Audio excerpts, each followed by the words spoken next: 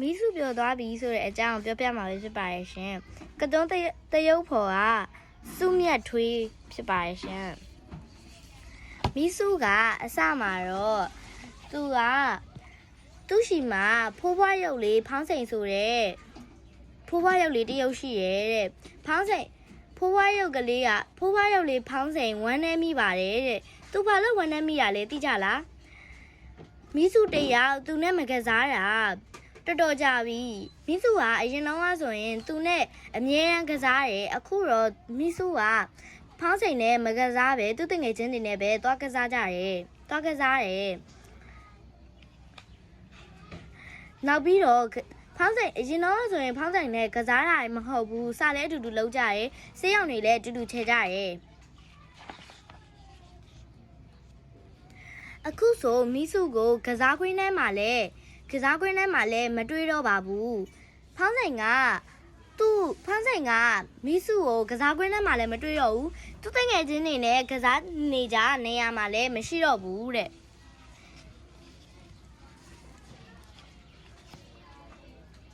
ဖိုးဖွားရုပ်လေးဖောင်းဆိုင်ကမိစုကိုတွေ့ပါပြီတဲ့မိစုဖိုးဖွားရုပ်လေးဖောင်းဆိုင်ကမိစုကိုတွေ့ပါပြီတဲ့မိစုကိုဘယ်နားမှာတွေ့သွားလဲလို့သိကြလားကျောင်းအပြန်အမေးဆိုင်ကျောင်းအပြန်မှာမိစုကျောင်းအပြန်မှာအမေးဆိုင်အလုတ်တွေဝိုင်းလုံးနေတာကိုဆိုင်အလုတ်တွေပြီးမှသူနဲ့ကစားရမယ်တဲ့ဒါပေမဲ့မိစုကစက်ကြီးစပွဲကိုရောက်သွားတယ်ဘာလို့ရောက်သွားလဲသိကြလားသူ့ကိုကြည့်ရတာနေမကောင်းတယ်လို့ပဲအမြဲမှိုင်နေတယ်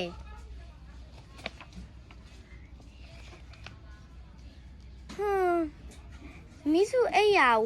ထဲဝင်သွားပြီမိစုဟာကျောင်းသွားအိမ်အလုပ်ကူပြီးစာပဲကြက်နေတာကိုဖိုးဝါရုပ်လေးဖောင်းစိန်ဝမ်းနေမိပါတယ်တဲ့မိစုဟာစာချက်ပေမဲ့အမတ်တွေကလည်းမကောင်းဘူးသူငိုနေတာကိုဖောင်းစိန်တွေးလိုက်တယ်အကြံရပြီမိစုရဲ့မေမေကိုဖောင်းစိန်မေးကြည့်ရမယ်ဘာဖြစ်လို့သူ့ကိုကစားခွင့်မပေးပဲကျောင်းစာနဲ့အိမ်အလုပ်တွေပဲလောက်ခိုင်းနေတာလေလောက်ခိုင်းနေတာလေလို့မေးလိုက်တယ်မိစုမေမေကပြောတယ်သူပညာတတ်ကြီးဖြစ်ဖို့စာကြိုးစားရမယ်မိဘကိုလည်းကူတင်တာပေါ့တဲ့ကူတင်တာပေါ့တဲ့ဖောင်းစိန်ကကလေးတွေပျော်ရွှင်ဖို့အတွက်ကစားချိန်တွေပေးဖို့လို့ပြော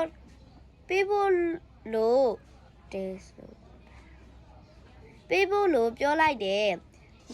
ပေးဖို့လို့မိစုမေမေကိုတေချာရှင်းပြလိုက်တယ်ဒါမှမိစုလေးကျမ်းမာပျော်ရွှင်မယ်လေမိစုမေမေကဖောင်းစိန်ပြောတာကိုအကြံပေးတဲ့အတိုင်းဖောင်းစိန်အကြံပေးတဲ့အတိုင်းမိစုကိုကစားချိန်နဲ့ကစားကစားချိန်နဲ့အချိန်နဲ့ကစားစာချက်မိဘကူဖို့တည်တည်ချာချာပြောပြတယ်ညနေတိုင်းမိစုလေးကစားချိန်ရပါပြီဖောင်းစိန်ရဲ့မိစုရဲ့ကိုလက်လှူရှာကစားကြရဲ့ညအခါအိ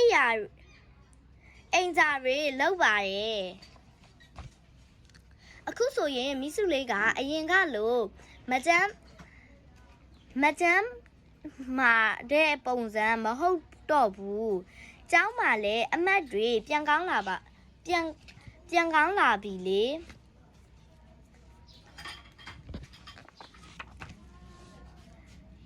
အခုကကြတော့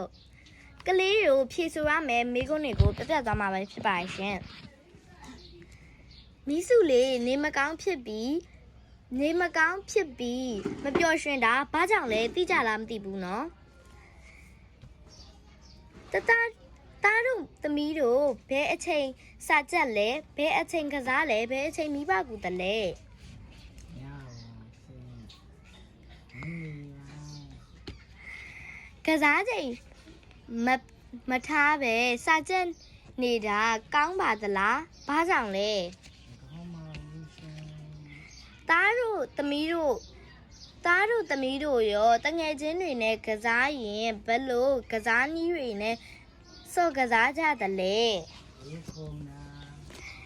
ဒီနေ့ရဲ့မိစုပြောသွားပြီဆိုတဲ့ဟာလေးကတော့ပြီးသွားပါပြီရှင်တစ်ခုကြံသေးရဲ့ပြောပြအောင်မယ်ကြည်လားမိစုပြောသွားပြီဆိုတဲ့ဟာလေးကိုဖတ်ရင်းနဲ့ဘယ်လိုမျိုးခံစားရလဲဆိုတော့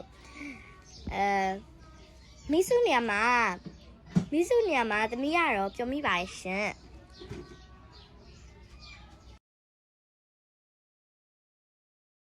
မိစုပြောသွားပြီဆိုတဲ့စာအုပ်လေးကိုဘယ်လိုလူတွေဖတ်တယ်လဲဆိုတော့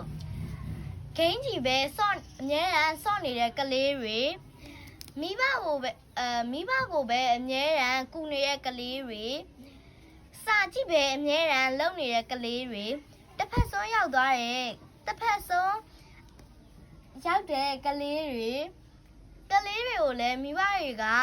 အမြဲတမ်းခိုင်းလို့မရဘူးနော်ဒီစာအုပ်လေးကိုဖတ်ချင်တယ်ဆိုရင်တော့လင့်မှာ